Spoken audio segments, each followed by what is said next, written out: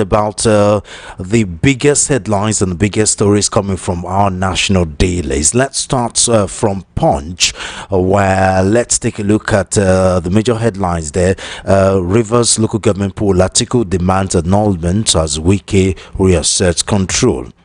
Let's take a look at what the details of that story is saying. Let's go. The political power dynamics in Rivers State once again changed, with the Minister of the Federal Capital Territory, Nyesom Wike, regaining his grip and control of the state's political grassroots, with his successor and estranged political godson, Governor Similai Fubara, temporarily dispossessed him of the past 2 years. The Rivers State Independent Electoral System on Sunday declared the result of the August 30 local government elections in the All Progressives Congress, the main opposition party in the state, winning 20 of the 23 local governments, while the ruling People's Democratic Party won the remaining 3 local governments. The local government areas won by the APC are Obiokpo, which is that of the FCT, Port Harcourt City, LGA, and Ogboma Ndoni. Governor Similai Fubara lost in his local government, Okpobo Nkoro, to the main opposition party in the state. Both the APC and the PDP winners are Wike's loyalists.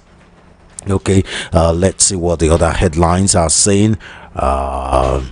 Customs baby movement returned for 2025, celebrating the star in every baby. FG banks on AI to power 1 trillion naira economy target. And the federal government unveils revised curricula for primary, secondary, technical schools. This sounds interesting. Let's see what the details of that is. Let's see. Now, the federal government says it completed a comprehensive review of school curricula for basic, senior, secondary, and technical education aimed at making Nigeria learners future ready. The Minister of Education disclosed this in a statement signed on Friday by its Director of Press and Public Relations, Oborowo Folashade, and made available to newsmen on Sunday. Folashade said the Minister of State for Education, Professor Suwaiba Ahmad, announced the curriculum on behalf of the Minister of Education, Dr. Maruf Alausawa, speaking in Abuja. According to the Minister, the review was carried out in collaboration with key education stakeholders, including the Nigerian Education Research and Development Council, the Universal Basic Education, the National Senior Secondary Education Commission, and the National Board for Technical Education. The new framework is designed to reduce content overload, improve learning outcomes, and ensure Nigerian students are equipped with skills relevant to today's global demands. Akman said the exercise went beyond merely trimming subjects, stressing it focuses on improving content to promote deeper learning and reduce overload for pupils and students. Okay, let's see what the other headlines are saying. Reps deny alleged planned showdown with Speaker. And infrastructure FG threatens to disconnect Gencos from power grid. And the ADC APC trade words over alleged violence in Ekiti. Let's see. I think those are. Let's see what sports segment is saying. Liverpool land Newcastle's Isak for record £130 million fee. That's according to a report. Wow, that's a huge one. And Seattle Sounders stun Messi's Inter Miami to lift League's Cup. Okay, let's see what the business. Okay, let's go with the metro segment of a Punch. Arrest of US-based Nigerian rape convict fields deportation cause, and the 3 rescued in Lagos tanker explosion.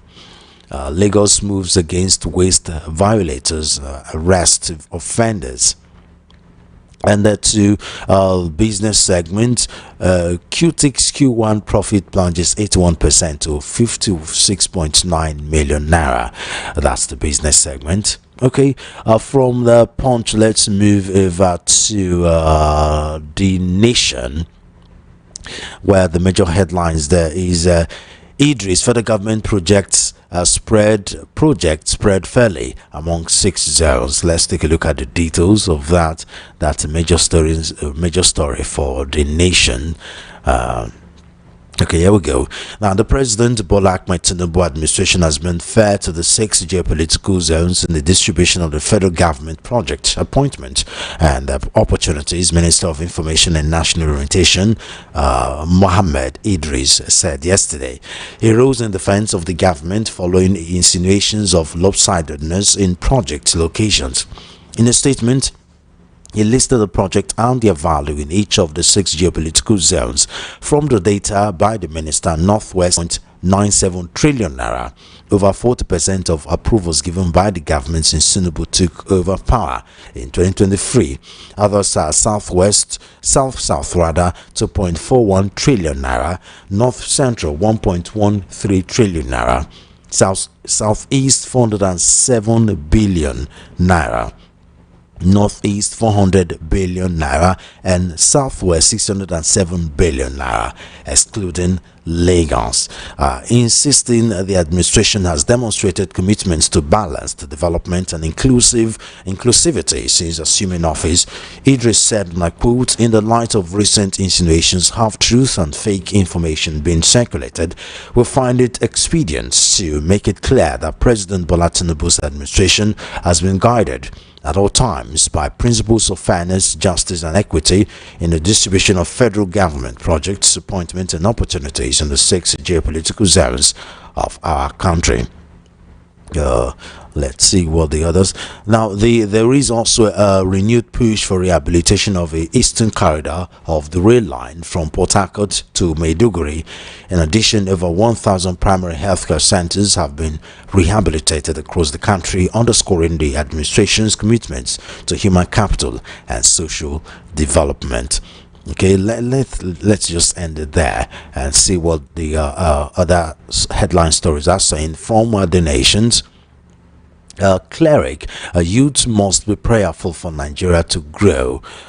Cleric, and they also have a business major headlines here. Access ARM pensions mobilizes for voluntary contributions. Poly unveils electric vehicles. This is interesting. Let's see what the details of that is. Okay, the Federal Polytechnic offer has unveiled an indigenous electric vehicle named Okin EVI. Is it EVI or EV1? The historic development signals a bold step forward in the country's quest for sustainability and sustainable mobility, and showcases the ingenuity of homegrown research and engineering. The institution's spokesperson Olayinka Iroye quoted the director of the Polytechnic's Directorate of Assembly, Fabrication and Commercialization of Research Product, Dr. Olufemi Makinde, as saying, quote, "This is a proof that Nigeria has the capacity to lead in innovative solutions to global challenges," the statement said. The Okin EV1 is not just another automobile, it is a symbol of what Nigerian institutions can achieve when knowledge meets creativity, the statement added. Iroye said that the Polytechnic has already announced plans to refine the prototype and explore avenues for mass production, which can place affordable, eco-friendly vehicles on the hands of everyday Nigerians. Powered fully by electricity and complemented with the solar energy feature, the vehicle is capable of covering an impressive 125 kilometers in a single charge, the equivalent of a round trip from Offa to Ilorin. The EV is equipped with modern features that meet today's demand. A touchscreen display for real-time monitoring and control, reverse camera for enhanced safety and convenience, solar-powered extension system to prolong driving hours. These features place the Okin EV1 in the league of practical, eco-friendly vehicles designed to address urban and rural mobility needs. That's a very interesting one. Let's see what the other top stories are saying. APM faults infrastructure drive in Ede, enforce executive order on prices of drugs. That's it. Let's go And to the political segment of the nation, APC take over Taraba State in 2027. APC will take over Taraba State in 2027. I beg your pardon. How states can foster security by federal lawmaker. APC Deputy Women's Leader calls for adoption of twinning formula to boost female political participation. And to the sports segment, French League, Simon scores in Paris FC win, and Atalanta rejects Bayern's loan deal for Lookman. And onto the business segment, Stanbic IBTC Bank rewards savings promo winner. Airlines must have robust management structure to protect pilots and others. That's on the business segment. Okay, that's all we have for you from the nations. From the nations, we move over to the Sun, where the major headlines there is government empowering bandit El-Rufai. Ooh, that's a huge one. Let's see what that says. Okay, here we go. Now, former Kaduna State Governor Malam Nasir El-Rufai has alleged that both the federal government and the Kaduna State government are worsening insecurity by empowering bandits, claiming the state administration paid as much as 1 billion naira to criminal groups. He noted that such mercantile relationships only embolden criminal networks rather than curb violence. In a candid assessment of the political landscape on Sunday, in an interview with Channels Television, El-Rufai warned that President Bola Tinubu has no clear path to re-election in 2027 despite incumbency advantages. El-Rufai berated the incumbent, the Kaduna governor Uba Sani, for literally being in bed with bandits instead of taking them on. He said, quote, "I was governor for 8 years and during that time only 2 schools were attacked, but this government has been round for 2 years and already 3 schools have been attacked, and they paid the bandits 1 billion naira in the first time the school was attacked. They are paying bandits. They are apologizing and they are apologizing." Let's see. On the 2027 presidential election, El-Rufai said that the eventual winner will not be determined by political intimidation or state-backed tactics, but by the Nigerian people at the polls. He said he has carefully crunched the numbers and analyzed likely electorate outcome for 2027. Let's end it there. Okay, on the one-term promise made by former Labour Party presidential candidate Mr. Peter Obi and former Rivers State Governor Mr. Chibuike Amechi, El-Rufai says such a pledge cannot be trusted. Okay, that's the major headline for the Sun. Let's see what the other headlines are saying. CUPP opposition parties knock police over ban on political gathering without permit, and communities urge federal government to reinstate SOSOC funding for Achingalo, Obizi Udo, Umuwangwa, or Bakala Federal Road project. That's tongue twisting. And let's see what the other headlines are saying. Let's see. Okay, don't sell your vote, it's your future, Obi tells youths. APC sweeps Rivers Council chairmanship election. APC Deputy Women's Leader demands twinning formula for gender equality. These headlines were seen in the other newspaper. No Alea, no Benue is a dangerous anti-democratic slogan, Wanduaka. Okay, and now to the businesses segment. Union Bank of Nigeria completes merger with Titan Trust Bank. Oh, that's a huge one. And Eco Atlantic City, how ecological pain became billionaires' gain. And Nigeria UAE Qatar plan unified LNG shipping network. And then to let's see, to sports. Man United set to sign Eni Martinez from Aston Villa. Oh, okay, that's a huge one. Okay, I think that's all we have for you from the Sun. From the Sun, we'll move over to this day. This day, where the major headlines there is, let's see. Keyamo PDP in legal risk fielding Jonathan in 2027. El Rufai Tinubu will come third in presidential election. Oh, let's see what that story says. Okay. The Minister of Aviation and Aerospace Development, Festus Keyamo, yesterday advised the People's Democratic Party (PDP) against fielding either former President Goodluck Jonathan or former Governor of Anambra State Peter Obi as its presidential candidate in 2027. But the Human Rights Writers Association of Nigeria, HURIWA, that's Arua, has cautioned Keyamo and other cabinet members to concentrate on their official duties and desist from dabbling into premature 2027 election permutations. The group warned that such reckless politicking undermines governance and could further aggravate the hardships faced by the Nigerian people. Keyamo on X contended that the opposition risks serious consequences in the upcoming election if it rallied on Jonathan or Obi as its candidate. He said the PDP remained in a non-enviable position after failing to zone its 2023 tickets to the south, a decision he said cast the party support in its traditional strongholds in the south and southeast. The minister stated that nominating Jonathan carried a constitutional danger tied to section 137 subsection 3 of the 1999 constitution as amended, which is suggested could bar anyone sworn in twice as president from contesting again, while creating several scenarios. Keyamo argued that if eventual Jonathan is barred by the court from running after nominations have closed, the PDP will be declared as having no candidate. That's an interesting point of view.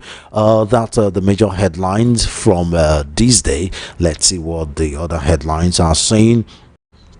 Chatham House corruption undermining Nigeria's economic growth, eroding public trust. Federal government, Northwest, North Southwest has lion's share of Tinubu's project.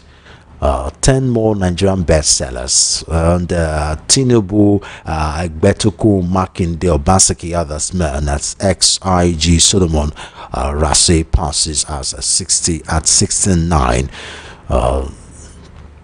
Rivers LG election, APC sweeps 20 chairmanship, PDP wins 3. Okay, let's see what the other headlines are saying. House dismisses alleged gang up against Abbas. And U.S. blocks Palestinian president, 80 other officials from UN meeting in New York. That's a bit of international news. For the business segment, amid demand, consumer goods index emerges best performing indicator on NGX. Sanwo-Olu technology adoption, PPP will enhance government service delivery. NDLEA decorates 7 deputy commanders in Benin City. That's the business segment. Let's see what the political segment is. 2027, will Jonathan succumb to PDP's pressure? And eyes on Fagbemi to give justice to 38 army officers. Okay. Questionable pay rise for political office holders. That's on the political segment. And the sports segment, Atalanta reject buying bid for Lookman as summer window ends today. And Ofili left out of Team Nigeria squad for World Championship in Tokyo. Rwanda to arrive Nigeria Tuesday as Nwabali confirms fitness. And the education segment, custom hands over seized expired pharmaceutical products to NAFDAC. Let's leave it at that. From the major headlines for this day. From this day, we'll move over to Vanguard. Let's see what the major headlines is. It appears the major headlines for Vanguard is business related. Let's see, petrol consumption down 28%, pump hands idle at station. This is an interesting one. Let's see what details is. Let's go. Petrol consumption nationwide has fallen by 28% over the past 2 years as pump attendants across filling stations are left with scanty vehicular cores. Latest figures from the Nigerian Midstream and Downstream Petroleum Regulatory Authority NMDPRA show that the daily volume of a premium motor spirit PMS, popularly known as petrol, dropped from 68.353 million liters in June 2023 when fuel subsidy was removed to 49.277 million liters in June 2025. President Bola Tinubu had in May 29, 2023 inauguration address declared subsidy is gone, ending decades of subsidy payment that has cost the government tens of trillions of naira. Following the announcement, NNPC Limited raised the pump price from 195 naira per litre to 448 naira in Lagos and from 197 naira to 557 naira in Abuja. Less than a month later, price rose again to 617 naira per litre. Since then, and with the coming on stream of the Dangote refinery, marketers have reviewed prices in multiple times, in some cases weekly. Checks by financial guidance last weekend showed that fuel stations across major cities in Nigeria have just affected another round of adjustment. However, despite a conspicuous display of the prices, a large number of consumers no longer bother with the price as they make purchases decisions before getting to the fuel station, and their decisions are always based on availability of money and considerations for competing needs in their lives. This, according to attendants in many fuel stations, may have caused low patronage and dwindling vehicle presence at the fuel stations, causing rise in idle time at the stations. Okay, let's end it there.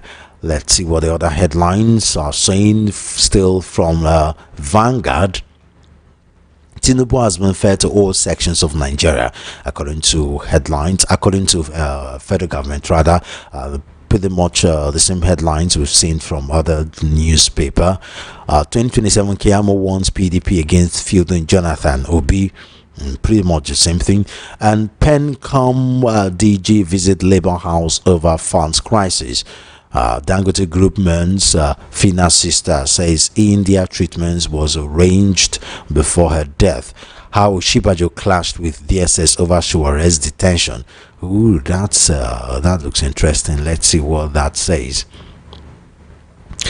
It has been revealed how former Vice President Professor Yemi Oshibajo clashed with the Department of State Services DSS over the refusal of the agency to obey court order for the release of Omoyele Sowore during the Muhammadu Buhari administration. This is contained in a new book by Richard Akinola titled I write what I like. Akinola said in the book, sometimes in 2019, at the height of the detention of Omoyele Sowore by the Buhari administration and the refusal of the DSS to obey court order for his release, I booked an appointment with the Vice President Professor Yemi Oshibajo. I was aware of the previous efforts made by VP Oshibajo to get the DSS to obey the court order, which almost led to a face-off with the security agency. Oshibajo said he had a job to go back to after leaving the office and he could not be around when such an order was being flouted. The DSS has told him that there could not be two presidents, a veiled reference to how Oshibajo, as acting president in 2018, sacked Lawal Daura as DG of DSS. Nonetheless, has still decided to see him so that he could put more pressure on his government, which he did that day, and Sowore was released same day as I came to see him. That's a very interesting revelation. Let's see what the other headlines are saying. Economy palaver, what schools now do to retain patronage. FG launches new curriculum for basic, secondary and technical schools. Okay, let's see. The metro segment. Police confirm beheading of man over land dispute in Ebonyi. Pregnant women killed by stray bullets as soldiers chase Yahoo boys in Delta. Oof, that's a terrible one. Okay, let's end it there. From Vanguard, let's move over to Guidance, where the major headlines there: from share nuts to global market, positioning Nigeria as a global player in the $500 billion cosmetic industry. That's a very interesting one. Raw materials crisis threatens industrial revival, Nigeria first policy. Article cries foul as Wiki recaptures Rivers grassroots Fubara politically adrift. Oh, that's a very interesting one. Let's see. A female food seller stoned to death for alleged blasphemy in Niger. Okay. CBN approves Union Bank and Titan merger. That's on the business segment. Most of the headlines I'm seeing here is basically the same thing I've read before. Reverse passport fee hike, Serap tells Tinubu. And yeah, as I said before, reputation for most of the headlines I've read before. That's on the guidance. From the guidance, okay, FG has to face off. Any agreement without our input is invalid, says Konwa. That's still on the guidance. Okay, let's end it there. From the guidance, we move over to Daily Posts, where the major headlines there. Oh, okay. 2027, I know where APC dead body is buried. Aero5 vows to retire Tinubu. Okay, almost a different angle to what the Aero5 comment is. Kaduna governor behind the Saturday's attack. Aero5 vows to present evidence. Okay, that'll be very useful. Let's see. Okay, Benue Akume urges Jechura political leaders to rally support for Tinubu in 2027. I don't care what my enemies think about me. That's according to Aero5. I'm sorry, NRCMD Okwefa bows to pressure, apologizes to Nigerian journalists. Okay. Oh, but most of the headlines I'm seeing here, 27 registered to vote. God won't descend to elect leaders. Peter Obi tells Nigerian youth. Most of the headlines I'm seeing here, majorly, pretty much the same thing. Let's see. That's on guidance and Daily Post. From Daily Post to move over to Daily Trust, where the major headlines there: 69 days after launch, farmers await FG's tractors. Okay, this is interesting. Let me see. 69 days after the federal government launched 2,000 tractors and other implements for mechanized farming, they are yet to be distributed to farmers. Daily Trust report. This has sparked outrage among farmers groups who expressed concern that this year's wet season is slipping away. This is just as the governors of 6 northeast states have called for subsidies on farm inputs in order to avert a potential food crisis across the country. The other that the northeast still has was confronted by daunting humanitarian and infrastructural challenges. That's just terrible. That's just terrible. Let's see what the headlines are saying. I think it's pretty much the same things, the same headlines we're seeing from other newspapers. 2027 presidency, I have done the math. Tinubu won't make top 2. That's according to Aero5. It's pretty much the same thing as I said earlier on. From Daily Trust. And from Daily Trust, let's see. Echo News. Let's see what the headlines is. Let's see. Okay. Pretty much the same thing. Morayo Afolabi Brown bows out of TVC's Your View after 12 years. Okay, Lagos NLC demands. Oh, okay. It's yeah. Okay. That's all we have for you for our national dailies talking about newspaper review. I just visited the latest newspaper stand, and yeah, just pick one of the newspapers from Echo News to Punch to Nations to the Sound. These day, I mean, just the Vanguard. Just pick your choice, and educate yourself on your interest. You get the political segment, the educational segment, international segment, the sports segment, and get yourself the latest news. Okay, we now join Rufai Oseni to help us analyze the newspaper review.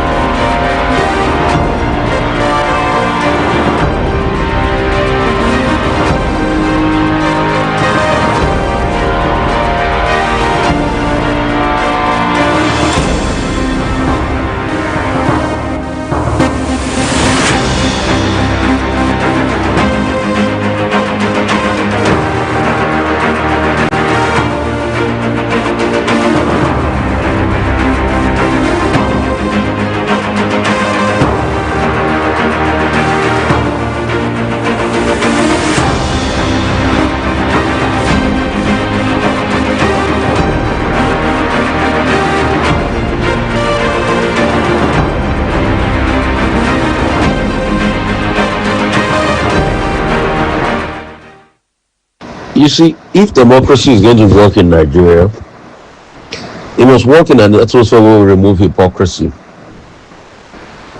Exactly about a year after Wiki and his group felt disgruntled about the local government elections, where Fubara used a particular political party and swept most seats.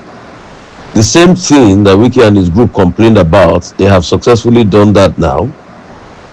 They have not met the 90-day threshold before the elections. They have gone ahead, they have done the election, and the APC gets 20 out of 23 local governments in Rivers State. Anyway, Wiki now says it's time for Fubara to come back. I'm at sea as regards that it is Wiki that is not determining when the state of emergency will come to an end. It just shows how much power he wields now that President Tinubu has put in his hands. But you see, the thing about this our democracy is that we've seen characters like this come and go, and the truth is he's not going to be the first person, but we'll constantly call out the hypocrisy and say it how it needs to be said. I'm not also here to say that Fubara was the same, no, because Fubara too, how did he even become governor? He benefited from this same system where other voices were trounced, and he emerged. So however Wiki treats him, it's fine. But what we are concerned about is the sanctity of our democracy. And that's why when he made his move against fighting this godfather, we supported Fubara. But now Wiki is now telling us that state of emergency will soon be over, a couple of weeks more, and all of that, because he has been able to win local government elections. So it's the same APC that he's using in the Rivers State local government polls. And these are elections conducted under a state of emergency where you are supposed to suspend democratic tenets. But how can you say a state of emergency is about suspending democratic tenets, but democratic elections are going on in the state of emergency? So when the local government chairman will be sworn in, there will be democratically elected state of emergency, and the democratic governor of the state is suspended. So, I mean, it shows the hypocrisy that continues in this country. But we keep calling them out. And it's a very sad one, what is happening. Very sad one. It's a very sad one. We just have to keep saying it the way it is and calling out evil when we see it. Solomon Arasi, former IG, has passed. They said he passed after a brief illness. May God rest his soul. He was also leading the Police Service Commission. You know, truth has to be said, it's just a very sad one that he passed at this point in time. We just pray for the repose of his soul. And that's a very sad one. Reject Rivers local government. Local government election. Atiku is telling opposition parties in the state, even if they reject it, what will happen? They will still go ahead with it and act like they have been triumphant. And that's the state of play in our country. So let's stop deceiving ourselves. And the truth is, it is today. We don't know who is going to be tomorrow. So let's keep deceiving ourselves. There's also a story that came out in the course of the week. I was talking about the fact that Daily Trust was reporting that most of the projects are being moved to Lagos now. That about 3.9 trillion worth of projects are being done in Lagos. Some have argued that Lagos is the capital, it was the former capital, and Lagos provides more to the pulse of the country. So there should be no big deal about projects being moved to Lagos. But some are also saying that why can't it not be spread across various parts of the country? And that's the interesting part of all of this. So there's been many discordant views. Some people of the northern extraction are saying that yes, Lagos is being favored and that's the narrative. Other people of the southern extraction are saying, but Lagos brings in all the money and all of that.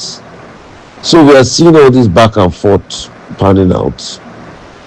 It's an interesting time. But what are we going to do? It's all political skirmishes and schemings. Serap is telling President Tinubu reverse the passport hike. Over 100% hike in passports. Today now, passport is more than minimum wage. And this hike is unabating. And it is a very sad one.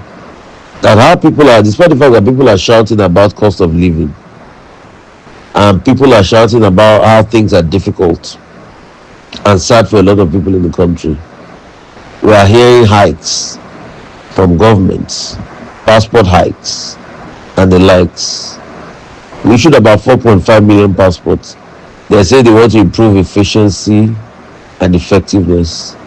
And one wonders what is truly going on in the ecosystem. So, these are many problems that we see in the country. But they are calling for a reversal of the passport hikes. El-Rufai is insisting that Kaduna government is behind the ADC meeting attack. The question is, you might not like El-Rufai for many things, but why go to attack a political party gathering and they are having a meeting? It's a very sad one, and you wonder what is truly going on in the state of play of the country. But politicians, when it favors them, they use violence. Because a lot of people are also argue that is El-Rufai too also a saint like that? No. And that's what happens in the country. But El-Rufai is saying that he's going to be able to submit evidence to that effect. There's a former TVC journalist now that has left TVC, Murayo, that is saying that her criticism of Peter Obi, she didn't know him. She didn't even know that he served as governor, but she was criticizing him. The question we should ask is, aren't people supposed to make research before they even criticize people of the evil talk in the first place? And it speaks volumes. And you see, it's not only for Murayo. It's about the collective of how we react to things. I'm not saying everybody must like Peter Obi. You have a right not to like. I criticize Peter Obi on many things. But as a journalist, are you not supposed to have your factual evidence before you criticize somebody? So you saying that it was just a bandwagon criticism because of the kind of things I heard, I didn't even drill down. Then it speaks volumes that a journalist even had that temerity to even say that in the public in the first place. But anyway, I'm happy that she says it because that's a reflection of the mindsets. A A lot of people do not even make their research, they just criticize something. I mean, there are many things I've criticized Obi for, and I'll keep criticizing him for those things. But the question is, but you criticizing somebody without even making your research, it speaks volumes of who you are as a person. And it's not everything we'll agree with our leaders on, but let's have the facts. That's just it. And please do not forget that voter registration is still on. So please endeavor you go out there and you ensure that you get registered. A mob burnt a woman to death in Niger State over alleged blasphemy. This is a very sad one, and this must stop in this country. A food vendor in Kashwangaba town in Mariga local government area has been hurt over alleged blasphemy. The incident was reported after the woman identified as Amaye made comments considered offensive while interacting with a customer in a restaurant. The customer was said to have jokingly proposed marriage to her, citing the tradition of the Prophet Muhammad, peace be unto him, after which she made the alleged blasphemous remarks. So, according to Daily Trust, the woman was first taken to the palace of the district of Kashuwa, and who then handed her over to security operations for investigation. Afterwards, the mob reportedly overwhelmed the security and lynched her. Confirming the incident, the spokesperson of Niger State Police Command said she was burnt. And you wonder what is going on. And you know, on the 30th of August, about 2 p.m., a report received indicated that one Amaye, a female of Kashwangaba, made some comments against Islamic prophets. And unfortunately, this moved to a mob attack. The question we should ask is this. After Deborah was killed, after the lady was killed in, I think it was in Sokoto State, what did we do to educate the people against mob attacks like this?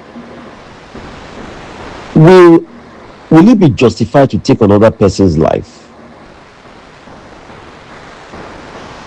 because you feel, oh, there was a case of blasphemy? Will it be justified? I think we should stop all of this high-handedness. And I think investigations should be made. And this mob mentality of mob killing because they don't agree with you, it's a sad one. We must not allow this continue in our society and our community. It doesn't go well for all of us. It doesn't go well for all of us. The earlier we start to speak up and say these things, the better it is for us. So please, we must be able to investigate this, get to the root of this matter. It is not a good sight for any one of us. And for Arsenal fans in the house, Arsenal lost yesterday, a sad one against Liverpool. Man City has not been doing well. A second loss for Man City, another sad one. Hopefully they'll be able to bounce back at a point and they'll be able to jack themselves up and ensure they do right. It's just a matter of time. Let's see how it goes.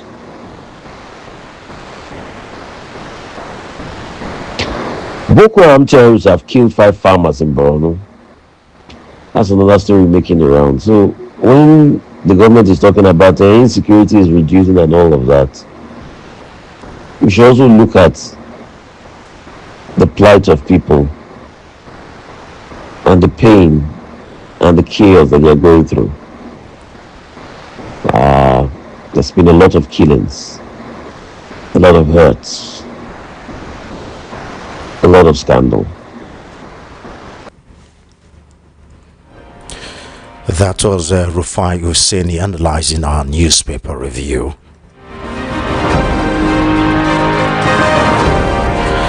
Joining us to further analyze the newspaper is Professor Raymond Adegboyega, is a professor of accounting, banking, and finance, British American University, Florida, USA. Professor Adegboyega, thank you very much for joining us on Front Page. Good morning, sir. Now, let's start with the major headlines that's common with all the newspaper. That's the Rivers State local government election, where PDP, APC rather, won 20 local governments compared to PDP 23. What do you make of that result? So in the first instance, we have to actually thank APC for giving PDP 3 local government. If you look at from the antecedent, we already the winners take all for any political party that's actually dominating a particular state. You know, there's no election in Nigeria. We have only election, whether at presidential level, governorship level, or local government level, all are the same. We don't have election in Nigeria. No, because if you look at what is happening, what happened, it was Wike that actually dominated that election. And it's where Wike belongs that we actually won. And because Wike is already in APC, so we are just deceiving ourselves in Nigeria. There's no election, it was selection, please. And the fact that he has announced that the governor, suspended governor Siminalayi Fubara, will soon be coming back. I mean, it tells you just how powerful you can is. See. Yeah, you can see the choice. Even last week, Fubara was Wike when he was actually commissioning a particular project in Abuja. So what do you expect? You know, they are just deceiving us in this country. I think the time will come when all these political officers will be removed. The time has come. Because there is no way we can never move forward economically, politically, in any form. We cannot develop in this country if we continue this one. We know the reality, only we don't want to face it. But the time will soon come. The end will come. Now,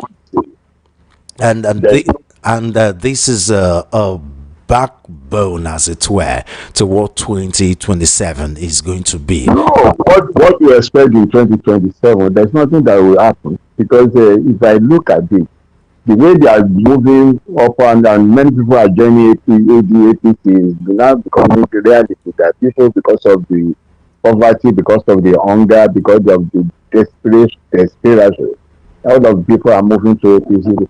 Even when you look at ADC and the PDP, they are not there to actually fight this fight into 2027 with APC. It's all rules. To be honest, to me, it boils down to the same thing that we don't have serious political people in Nigeria. We are all political jobbers. We have political jobbers in Nigeria. That's not it. Now, the federal government has also come out to dismiss claims of a lopsided project inauguration by the Tinubu administration. Now, the federal government insisted that administration has been guided by fairness, justice, and equity in the distribution of project appointment and opportunities across Nigeria's geopolitical zone. Now, the major allegation here, of course, the Buhari administration was accused of nepotism, where most of the project, most of his appointments in terms of ministers were tilted towards the north, and that has created the backbone of how the APC administration works, because right now Tinubu from the north, from the southwest, is doing the same thing, where most of the projects are, tilted to the southwest, especially in Lagos, and also in terms of ministerial appointments. Do you agree with that allegation? Yeah, it's all the same. You know, there's been like that in Nigeria for quite number of years, maybe over 20 or 2 or 3 decades, that you see that anybody is in power will make sure that some people are actually in power with him. If you look at what happened in the past, whether the moment you see an Hausa man being a president, majority of Hausa people, then the same thing with what happened during Jonathan era, and the people are accusing him of using his own people in his own area. And the same thing is happening in the Tinubu now. So you cannot say that it's not doing the same thing. We need, that's why I'm saying there's no sincerity of purpose. People, and there's nothing like one Nigeria, the way I see Nigeria, because we always believe that we have to satisfy our own tribes. Even these people that are actually using their own tribe in part of their government, are they actually doing it for the benefits of the masses of their own tribe also? You just find that the Nigerian majority of Nigerians are living below the poverty line, and they are, and nothing is coming. Even whether, even as a Yoruba man, I'm talking as a Yoruba man. Now, what are the benefits of Yoruba common men? In this administration, even though we have majority of Yoruba people there, what are they doing? Are they not actually raking all the benefits to their own family and their own side? So what are we talking about in Nigeria? We are not being, there's no fairness, there's nothing equity. Everybody just do what they like.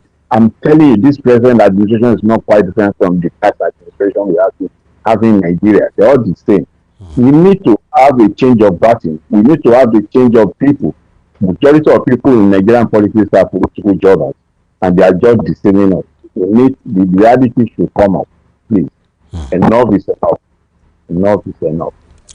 And another story making the headlines: Socio-Economic Rights and Accountability Project Serap has urged President Bola Tinubu to direct the Minister of Interior, Olubunmi Tunde-Ojo, and the Comptroller General of the Nigerian Immigration Service (NIS), Kemi Nandab, to immediately reverse the arbitrary, unlawful, unjustified, and excessive passport fees of between 100,000 naira and 200,000 naira. Remember, the passport's fee was hiked by about 100%. What do you think about that? It's a way of making life difficult for the common man in Nigeria, because these people that are actually increasing the passport fees, they are getting this thing at free, and it's not only Nigerians. And then there's one thing you have to realize. I don't know. There was a time when President Ahmed was saying people in diaspora should come back to Nigeria to do what? To make them suffer, to put them in terrible situations that majority of Nigerians are facing. Those are the things they are using to make sure that they are restricting the number of people moving abroad in order to tell the whole world that the economy is good. And there's nothing happening with this Nigerian economy. The economy is getting deteriorating every day. So it's a way of making sure that they are now restricting the number of Nigerians that will be traveling, especially our youth that are solving. They after the education they can't get a good job, or they don't get job at all. I thought, talking of a good job. So I remember even today's one of today's headlines saying that Nigerian diaspora is actually increasing Nigerian foreign exchange trading from their personal remittances. Yeah. If this one is not that, this one is keeping majority of Nigerians, especially the poor people who have their relatives abroad, survive in Nigeria today. Because are living on diaspora's remittance, and these are the things the federal government is trying to cut it. I don't know whether this government is trying to make life so more difficult for common man. Maybe that's their aim, because they are not doing anything. I can't say anything they are doing, to be honest.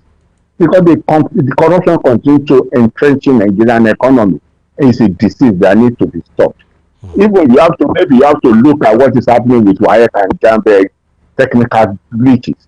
How can the children of the poor survive in this environment where they actually being restricted and condemned to dysfunctional educational system in Nigeria? And they cannot. Education is supposed to be a social equalization of ladder that will make the poor children to be able to meet up. But no, it's not working. Everything is getting worse and worse and worse every day. We need to address this. And that's why I always say that the major issue that we need to focus in Nigeria today is our economy and education.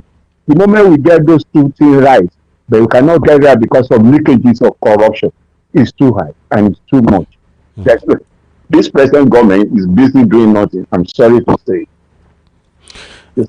Now, another story making the headlines is a revelation. It has been revealed that former Vice President Yemi Osinbajo clashed with the Department of State Services (DSS) over the refusal of the agency to obey a court order for the release of Omoyele Sowore during the Muhammadu Buhari administration. Now, we lived it. We know how the first 2 or 3 times the Buhari traveled out for medical leave whenever Oshibajo take over as acting president, things changed for the better.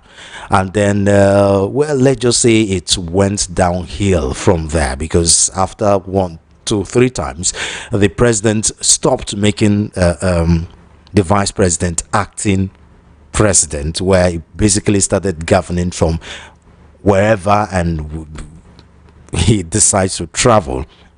That also shows the impacts Oshibajo would have had in the Muhammadu Buhari administration if he was given the chance to act as a vice president. I agree with you because we still have some good Nigerians that can actually drive the economy of this country and the political situation in Nigeria in the right manner. Osman is one of them, and that what happened was that because of the power that be, they did not want him to survive as at that time and to make any impact. That's why he was removed. They reduced his power to be acting as an acting capacity for the president. And the same thing is what happened during the PPC primary election, because they actually make sure that he was not actually being this that bearer of the APC. You know what would have been happening. You know what is happening in Nigeria is that there are some just few people that believe that the resources of this country belong to them alone, and they don't want other members of this. It's not an issue of whether you are a Northerner or Southerner or Igbo. It's the issue of the elite, the clique. They are so powerful that they don't want Nigerians to actually survive. So Osinbajo would have made a big, from my own thinking, would have made a big impact. People have become the president of Nigeria. And if you had actually make sure that he has some people surrounding that, there are people who can actually think and move Nigeria forward, rather than this caliber of people we are having in Nigerian government today. Majority of them, they have nothing to do there, to be honest. I agree with you. Osinbajo could have made a kind of positive impact if he had given the opportunity to actually run as president of Nigeria, to be honest. But do you think he's done at the political level, though? Do you think his political career has ended? The vice president is being under Muhammadu Buhari administration. That's the end for him. When you consider one, some people think, well, he's not. He was ungrateful after the Tinubu helped him become vice president, and he didn't submit. You know, the drama that happened during the APC primary that brought Tinubu as the presidential flag bearer for the APC. And two, some think there's an albatross around his neck when it comes to the relationship he has with the Muhammadu Buhari administration. Nigerians may not be able to trust him again. I mean, he was touted as a pastor in Coke. You know how we know how, you know, the huge respect we have for pastors and exactly clerics in Nigeria, and of course him being a pastor was a good selling point during the campaign, sharing the flag bearer with the Buhari administration. But that looks like that has been soiled. Do you agree with those assertions? You see, there's one thing Nigerians will need to have a kind of rethinking and think positively. If you see somebody that is ready to do something, no matter, you don't have to match religion with politics. At times, some people have good intentions, but the moment they get to the power and they don't have that wherewithal, they will not be able to perform very well. But especially when it's a subordinate, it's a vice president, it may be difficult for him to take certain decisions on his own without actually consulting the people, his own leaders. But the way I see it, if you have somebody that is really resolute and determined to lead and to, there's no way. I always say that if I have the opportunity to be in government, nobody can. The worst thing would be I will resign. You understand? If only people are not ready to do that. The moment you have mission, you have focus, try to continue with it and be guided by the rules and guidelines which is within your own ambit. But the problem we have in Nigeria is that the most when we see somebody that's ready to do the right thing, we always block that person not to do it. So that I don't think but joining Buhari administration has spoiled his political ambition. Only he was not a politician right from the beginning. It was because if you look at the way he joined the Tinubu government in Lagos, he was called by some people to, and he was introduced by some people to Tinubu because they see him as a good person and somebody that is focused and have good things to do. And that was it. He was able to perform very well in Lagos and did little thing when the President Buhari was not around at initial stage of Buhari administration. That's why he was able to perform us. They wanted to continue with that. And when this Kabas, see, when you talk about Kabas, they are not only Northerners. We have them Yorubas, we have the Igbos. Oh, they are most of them. The more they see that it's not going to the right direction to lead the country out of this bondage, they work against it. And I don't. And as regards to this Tinubu issue, I don't think there's anything like being you have to respect your leader or you have to be. I don't know the way to call it. That loyalty. The moment you see you want to do the right thing, you need loyalty. Forget about loyalty. The only problem of Osinbajo is that he was never a politician. If he had been a politician, he would have find ways of manipulating so many things. Because I find something in this country. Anybody that wants to rule this country, you don't have to have this mind that you don't want to offend somebody. You have to offend so many people in order to get things right in this country. That's the way I see it. Because Asuman should have been the best, one of the best presidents we will have produced in Nigeria, to be honest about. Because I myself will have allowed to join in government. Because things are not working well in Nigeria. Another major headlines, obviously, El-Rufai, former Kaduna State Governor, making a splash, accusing Kaduna State government of paying bandits 1 billion naira. Also claim Tinubu won't win re-election in 2027, and that he's done the math. He knows where all the bodies are buried in the APC. What's your reaction to that? He's a politician. He make political statements, actually. Although we cannot underrate his statement at the same time. But one thing I know is that there are some political statements that you make that you know that it can never work. But you have to work towards his action. You cannot continue sitting down and talking about the ways they're going to bury APC in 2027 without actually putting in place the structures and strategy to do these things. Because let me tell you something today. The Tinubu is busy doing a lot of trying to build up a lot of strategies and things to win 2027 election, and that's why he started recruiting more of these opposition political politicians into his own side. So this is just sitting down, going around criticizing. You don't have to continue criticizing every time. Put on your strategies. Let people see what you have put in place, how you are actually getting more and more people on your side. That's what they need. Do you understand? So instead of this talking, I'm not saying I'm against the talking that is making of it. That is saying that they must work towards that and see that how they can actually get this man out of the government if they really need this respect. It's not an easy task to do. Yeah, you understand? Indeed. And then as a professor, you're a teacher, there is another story about federal government launches a new curriculum for basic secondary and technical schools.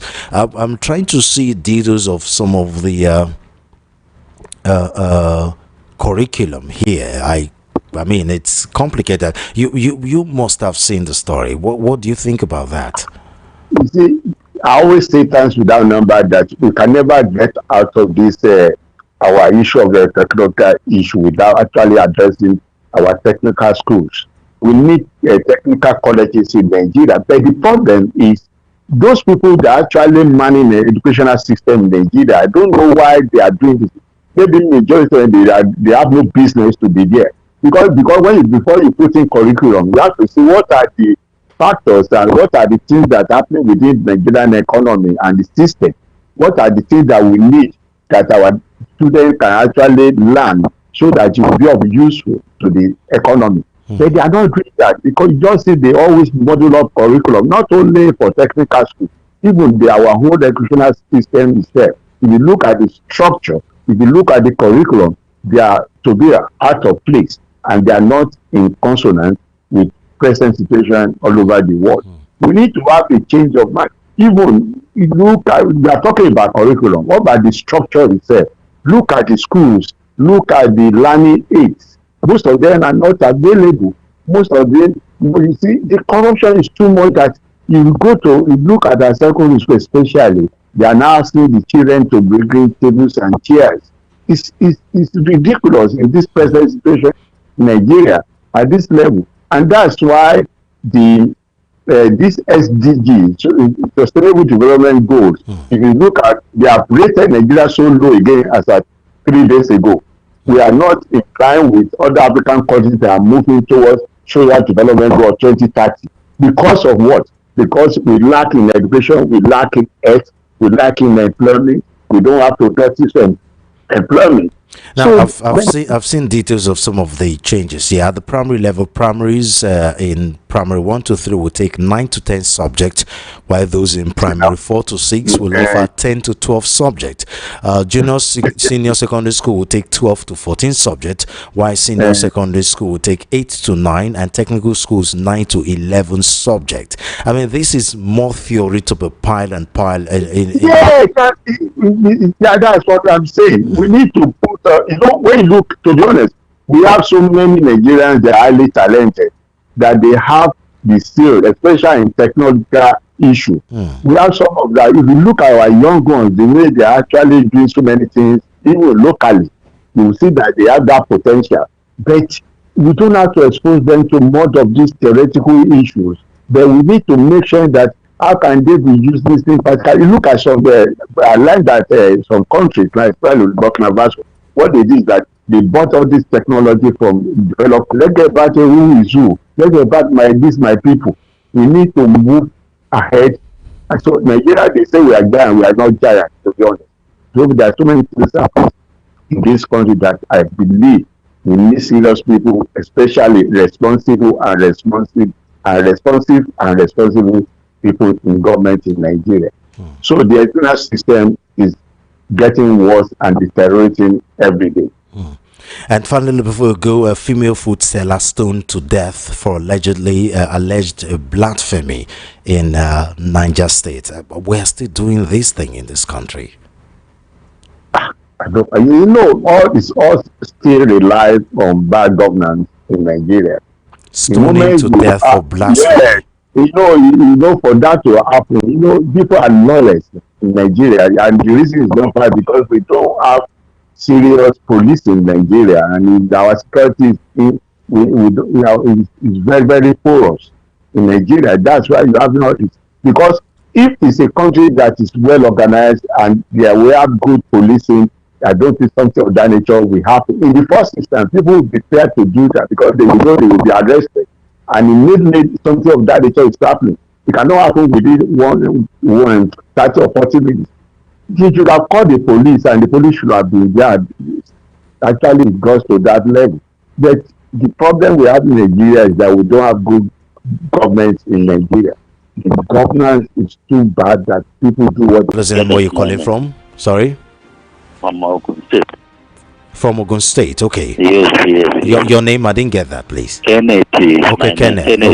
Okay. Yes. Okay, go ahead. Please let people to pay also retirees. Retirees, we are talking about our money. Our children are out of school. Let Tinubu pay also retirees, and this is they don't occur in the radio, the whole national radios. Pensioners, they are crying, wailing under this hardship. Okay, thank you very much. Wow, for this country. He is talking about his own for them to give him 1 point something to review their own. They about our own. They don't talk about it. Thank you very much, sir. 0700 903 903 903. Hello. Hello, good morning. Good morning. Welcome to VOP. Thank you. My name is Shola. I'm calling from Ibadan. Okay, Shola, go ahead, please. Simply, just looking at what happened in the United States and what Wiki, what they orchestrated. Now, what I want to say is that for people that are supporting this kind of impositions, I want to ask very simple question. Is this how democracies of the world that have led to huge development, is this how they are being built? If they are going to be sincere with themselves, with this kind of imposition under this dispensation of Tinubu and Wiki, is this how Nigeria is going to grow? Let them be sincere with themselves. Now, if we are going to start doing politics of godfatherism and imposition, will this lead us to the promised land? That is not what I want to ask. If they believe in their mind that yes, then let us see where it will lead us. Thank you, Mr. Okay, Because you people are Mama hate you. evil. Mama hate you. We need to be mindful. Doctrine of Hello, the people. hello, You hello. are still rigging and rigging. How much they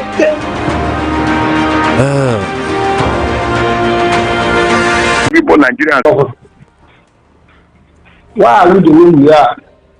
We don't have shame again. Don't have shame again. Our politicians don't have shame again. And all these things that our politicians don't have shame again. And all these things that our The men of good will remain silent. Mayor from Ikotuegbe. Thank you very much, Mayor. Hello. Hello.